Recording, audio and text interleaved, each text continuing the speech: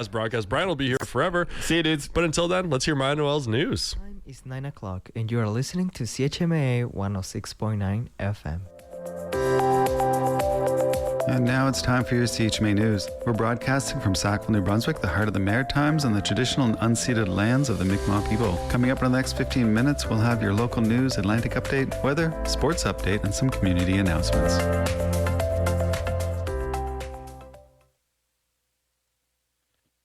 Hello, and welcome to CHMA's local news at 106.9 FM and CHMAFM.com. We're broadcasting from Sackville, New Brunswick, the heart of the Maritimes on the traditional and unceded lands of the Mi'kmaq people. I'm Mike Robar. It's Friday, August 28th. In the news today, a bylaw to put a pause on AI data center development passed first reading by the Cumberland Municipal Council. The bylaw seeks to amend their land use bylaw, which would place a temporary moratorium on permit applications for data centers. In a Facebook post, the municipality said members of council have been receiving concerns from community members around the centers, and in June directed staff to provide information on implementing the moratorium.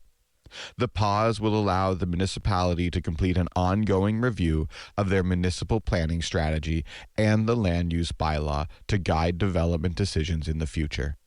The next public hearing is scheduled for September. And now, on Monday, Andrew Amos of Catalyst Consulting made recommendations to council to turn the former municipal building in Dorchester into a revamped green space. CHMA has details from the presentation. Dorchester could be home to a new Veterans Memorial Park in the coming years at the site of the former town office. That's if Tantramar Council vote to move ahead with the recommendation presented by Andrew Amos of Catalyst Consulting at the Committee of the Whole meeting on August 24th.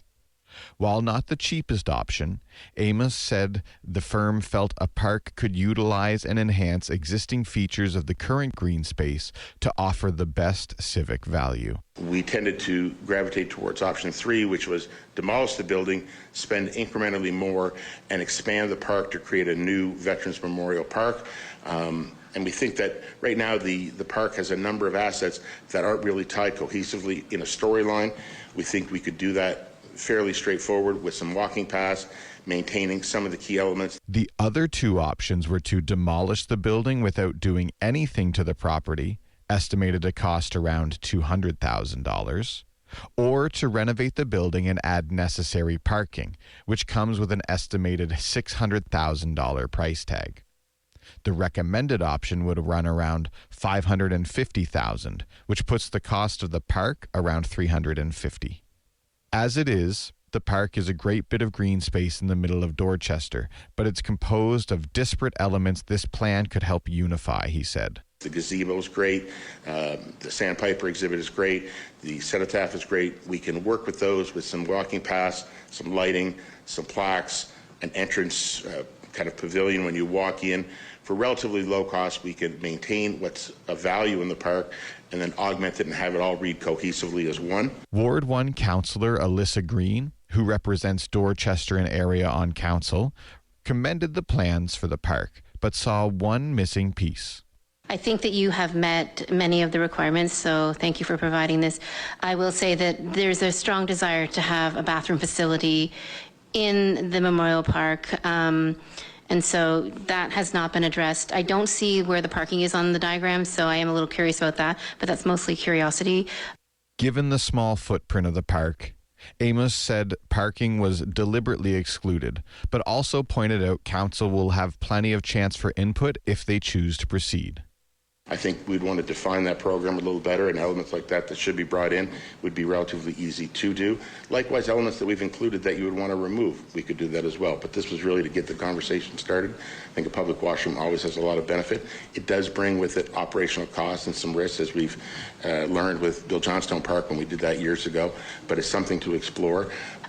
Amos also presented council with 3 options for the former Dorchester Fire Station: renovation, demolition, or a hybrid. Catalyst Consulting found several deficiencies with the two-story section, like inadequate exiting, poor accessibility, and aging electrical and plumbing systems, while the four-bay apparatus portion is in decent condition and could continue to be used for storage if updated.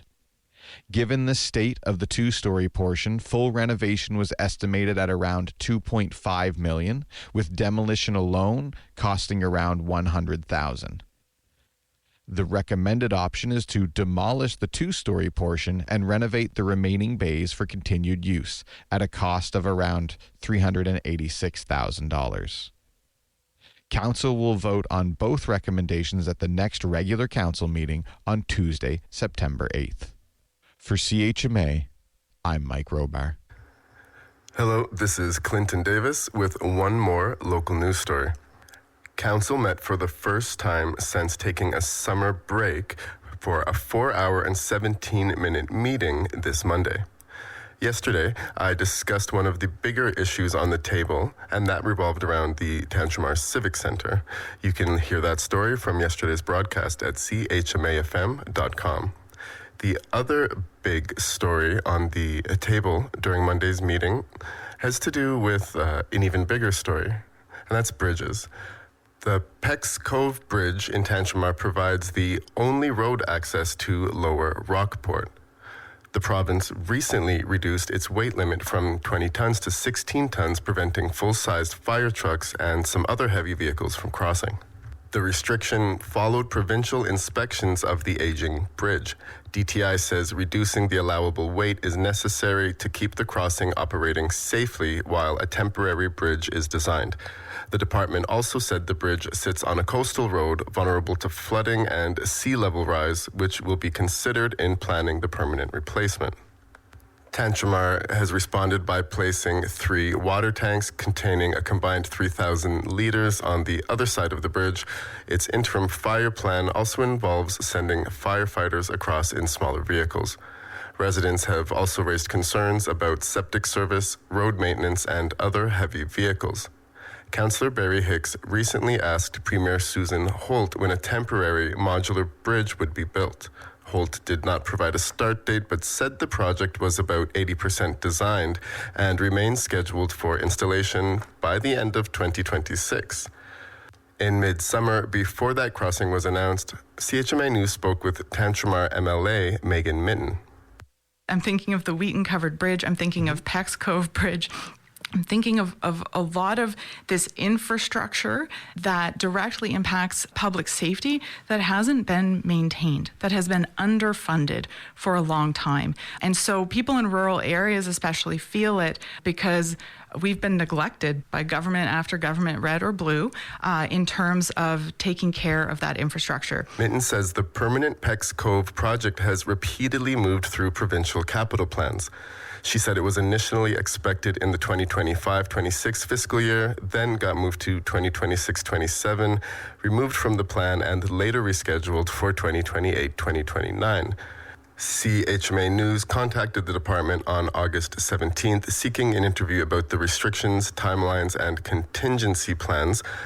DTI acknowledged and forwarded the request to its communications staff, but CHMA did not receive an interview or answers to its questions. While the Peck's Cove issue centers on emergency access, the Wheaton debate centers on heritage. The covered bridge was built in 1916 and closed in July 2024 after a provincial inspection raised safety concerns. DTI plans to build a 2-lane modular traffic bridge beside it beginning in June 2027, but the province does not plan to restore the original structure, something that is important to some residents here in Tantramar. Municipal staff have presented several possible futures for the covered bridge, including restoring it for recreational use, relocating it, salvaging its timber, or building a replica. Restoration in its current location could cost Tantramar more than $1 million. 9 residents have applied to serve on a municipal committee that would examine preservation options. But at Monday's Committee of the Whole meeting, some councillors questioned whether the committee's mandate was too narrowly focused on saving the original structure. Councillor Barry Hicks said he wanted to consider other alternatives. I'd like to have more options than just saving the bridge, or maybe a way that we make a replica or whatever. I'd like to see the options. before I vote for this. Councillor Alison Butcher argued that council could not afford another delay in making a decision. Our bridge is falling apart. It has been for a long time. I think we need to move quickly. I think we need to work out details. If there is any fixing or saving to be done, we can't take 2-3 months just to figure out who's on our committee. Councillor Alyssa Green also questioned whether the committee's proposed 3-year term reflected the condition of the bridge. They're referencing 3 years from now. In 3 years, if we were waiting that long, there won't be a bridge. So there won't even be a conversation. Council voted 5-3 to send the proposed committee and its terms of reference to the September 8th consent agenda for vote. The province is now planning replacement crossings at both locations. At Peck's Cove, the outstanding questions are when emergency access will be fully restored and when the permanent bridge will be built. At Wheaton, the road connection will be replaced, but the future of the historic covered bridge remains unsolved, as well as what the price tag will be. I'm Clinton Davis, and I've been a journalist at CHMA for the past 1.5 years. Today's my last day, and that was my last story. I want to give a large thanks to everyone at CHMA who helped me along my path at becoming the journalist and reporter I feel I am today. I learned so much, and I'm taking away so much from this position. Hope to see you around Tantramar for CHMA's local news. I'm Clinton Davis. And this is Theodore Bramarack with a story on the history of innovative hybrid wrestling and where the promotion is today.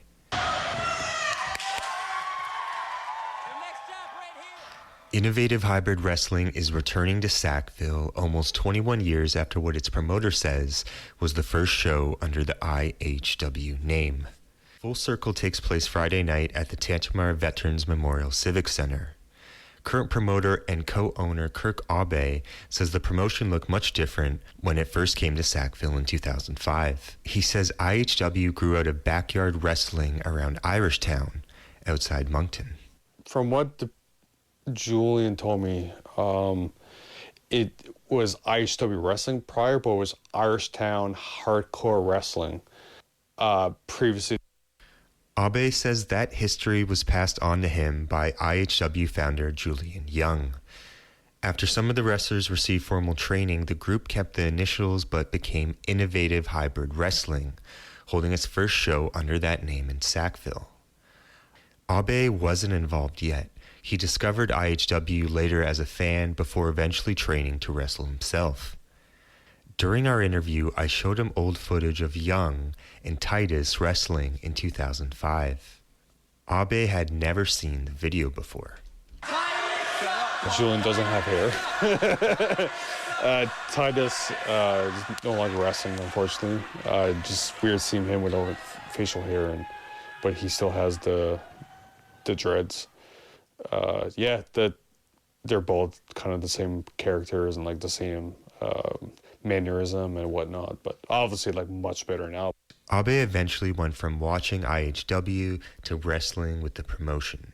After stopped running shows, he started hearing from people in 2022 whether it could return. He approached Young and Titus about bringing IHW back, and that October, the promotion held its first return in Riverview. Nearly 4 years later, Abe says IHW has changed considerably from what can be seen in that old footage. It's more professional, not saying, and whatever I say, it's not a dig to the guys, and they know exactly what it was like 21 years ago compared to right now. It's more professional presentation in ring, whether it's inside the ring with the wrestling or the presentation that we have when you first enter the arena with the person who's selling tickets at the door, to the merchandise, to our entrance where we had the lights and the curtains and whatnot. Abe points to everything from wrestling itself to entrances, lightings, and merchandise as part of that change. But even after IHW returned to other parts of New Brunswick, Sackville remained off the schedule. Abe says he tried to bring the promotion back last year, but reached out to the municipality relatively late in the season. He says he was told wrestling wasn't a fit for its community events at the time. Then this spring, someone from the municipality reached out to him. So then this past spring, one of the town members emailed me and asked me, hey, we have some free time and we'll help support you guys and whatnot. So I jumped on it. It's been 21 years. Friday's show will bring back 2 wrestlers connected to IHW's first Sackville event. Young is returning along with Johnny Fugazi, who Abe says wrestled as Chris Truff in 2005. That connection between the promotion's past and present gave Full Circle its name. It's like coming full circle from our first innovative hyper wrestling show 21 years later, almost to the day, where it's kind of like coming home, although it's not really our home, but it's kind of like our first show here. Abe hopes the return won't end after one night. He says a successful show could lead to IHW coming back to Sackville once or twice a year. Full Circle starts at 7 p.m. Friday at the CHMA Veteran Memorial Civic Center, with doors opening at 6:30 p.m. For CHMA, I'm Theodore Remerak. You're listening to CHMA 106.9 FM in Sackville, New Brunswick. And here's your CHMA Atlantic update. The prosecution is seeking a longer penalty in the case of a man accused of a bomb threat against the U.S. consulate in Halifax earlier this month. The Crown told the court today the prosecution is seeking to increase the maximum penalty from 14 years to life in prison for 54-year-old Ali Asakura. Federal lawyer Leanne Conrad says the request is because the alleged offense is considered to be terrorist activity under the criminal code. She adds the prosecution will likely not seek a life sentence for Asakura, but the move would give it the ability to pursue a penalty of more than 14 years. New Brunswick's long-standing ban on fracking is getting a review amid an escalating trade war with the U.S. Premier Susan Holt says her government will review the 2014 ban so it can explore ways to strengthen the provincial economy. While Holt backed the ban as recently as last year, she says the review of the moratorium doesn't guarantee a return of widespread drilling.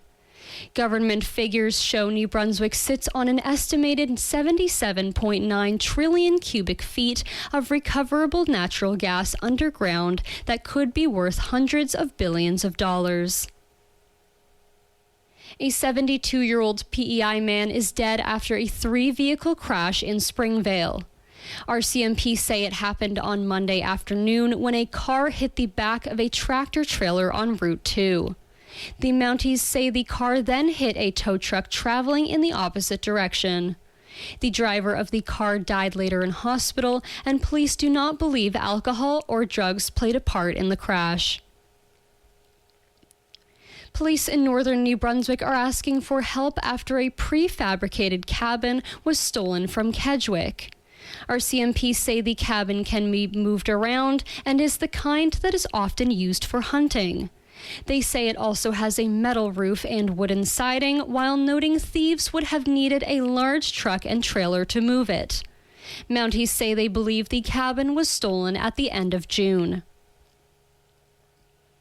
RCMP in Newfoundland say 2 people were rescued last night after getting lost while hiking near Buckins. The Mounties say the 2 went off a hiking trail and could not find their way back. The pair were able to provide their coordinates, which led Red Indian Ground Search and Rescue volunteers to them. Police say neither person was injured. An Ontario woman has a special thank you for 3 Nova Scotia nurses who helped her after she fell ill on a flight to Toronto. Malvina Major of Alliston wrote a letter to the trio after they stepped in to help when she had a medical issue on board the flight over the Victoria Day long weekend. The 3 nurses were traveling to celebrate one of their bachelorettes, and the bride-to-be says the experience made them all realize they could be called upon at any time. Major was taken to hospital for extra treatment after landing in Toronto and has since recovered. And that has been your CHMA Atlantic update. Hey, my name is Lucy, and you're listening to CHMA. And now for the weather. Today, a mix of sun and cloud, becoming cloudy late in the morning with a 60% chance of showers late in the afternoon.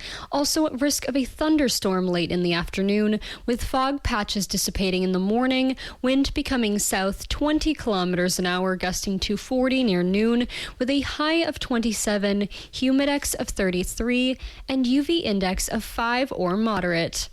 At night, a few showers ending overnight, then cloudy. Risk of a thunderstorm in the evening and after midnight. Fog patches developing in the evening, about 15 millimeters in the heaviest showers. Wind south 20 kilometers an hour, gusting to 40, becoming light in the evening with a low of 16.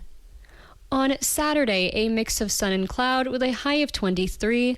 At night, clear with a low of 11. On Sunday, a mix of sun and cloud with a high of 24. At night, showers with a low of 13. On Monday, a mix of sun and cloud with a high of 21. At night, cloudy periods with a low of 9. On Tuesday, a mix of sun and cloud with a high of 18. At night, cloudy periods with a low of 10. Finally, on Wednesday, a mix of sun and cloud with a high of 18. And that has been the weather. Hey, this is Eddie here, your hometown realtor, and you're listening to CHMA 106.9 FM, Sackville, New Brunswick. And here's Brian Nielsen with your CHMA Sports Update. Last night in Major League Baseball, 7 games on the docket, including the Toronto Blue Jays getting embarrassed at the Sky Dome. It was a 13-2 victory for the visiting Kansas City Royals. Astros, even their record up to 500 with a 5-1 victory over the Yankees in New York, moving Houston closer to securing the AL West playoff seed.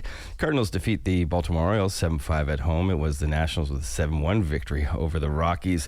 Brewers, they defeat the New York Metropolitans, keeping their best in the National League record alive at 83-51. The other two top teams in the National League, Atlanta and the Los Angeles Dodgers, faced off against each other.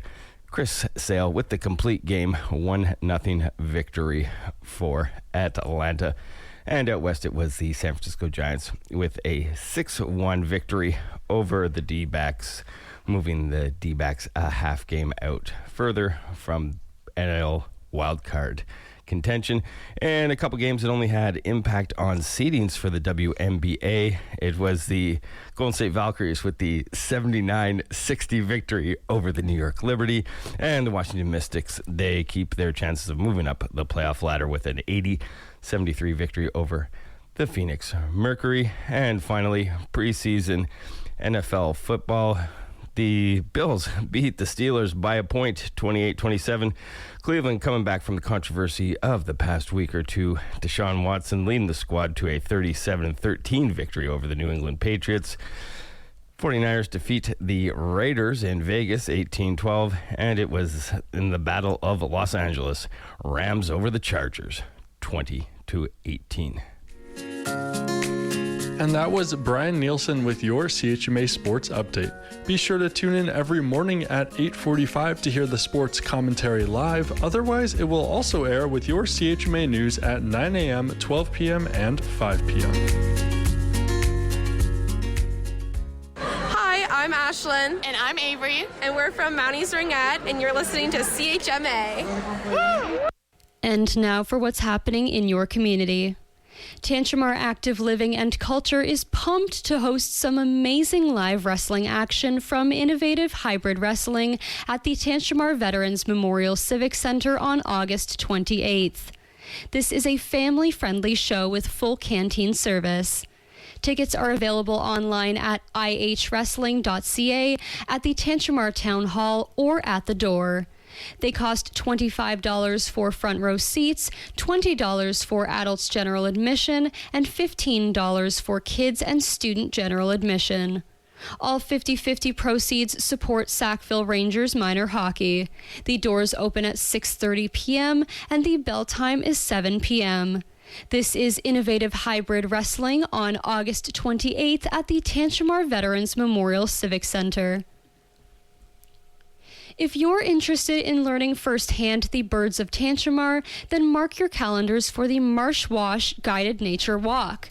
This event is being hosted by Birds Canada, Ducks Unlimited, Nature NB, and the Naturalist Club. Join Gwen from Birds Canada for a free walk and birding trip through Waterfowl Park. Learn about marsh birds, the Marsh Watch Project, and how to get involved in community science efforts. This event is on August 29th from 6 p.m. to 7:30 p.m., starting at the Tantramar Visitor Information Center. Join Duckies for a killer lineup of shows on August 29th at 8 p.m. Puffin and the Devil's Punch Bowl will be playing. Puffin is straight out of Halifax, Nova Scotia. Catch them live for a loud, high-energy set packed with riffs, hooks, and controlled chaos. Devil's Punch Bowl is an independent Atlantic Canadian band serving up a raw, high-energy blend of gothic folk, anarcho-punk, and skate folk. Gritty, loud, and unapologetically original, they bring East Coast storytelling and DIY spirit to every stage. The doors open at 7 p.m. and admission is $15 or pay what you can. Before the Amherst Ramblers game against the Pictou County Crushers on September 7th, skate alongside the Ramblers during a family skate. The family skate runs from 5:45 p.m. to 6:15 p.m. at the Tantramar Veterans Memorial Civic Center, and the game starts at 7 p.m. Make sure to grab $10 game tickets and helmets when you arrive. Grab your 50/50 tickets to support the Sackville Minor Hockey Club. This is the Ramblers Family Skate on September 7th from 5:45 to 6:15. And that's what's happening in your community. And that was your CHMA News. Please visit www.chmafm.com for more news and to sign up for our email newsletter. Funding is provided by our monthly sustainers, the Community Radio Fund of Canada, and the Municipality of Tantramar's Community Development Grant. If you have a story idea or would like to include an announcement, please write us at news@chmafm.com.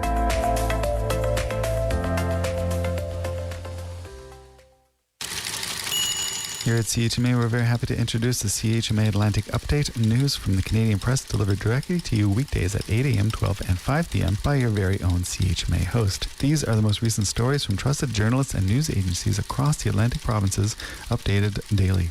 Again, that is 8 a.m., 12 and 5 p.m. weekdays. Whether you are heading to work, getting off a shift, or just waking up in the morning, you are listening to CHMA 106.9 FM in Sackville, New Brunswick, Voice of the Marshes. I'm Maya Noel, and this is the Late Morning Show. Today is Friday, August 28th. We have come to the end of the week, and we're going to head into the weekend, which is very exciting as we're also heading into the very end of August. September is coming very soon, which is crazy to think about, but the weather is very welcome from all of the heat and humidity of the summertime.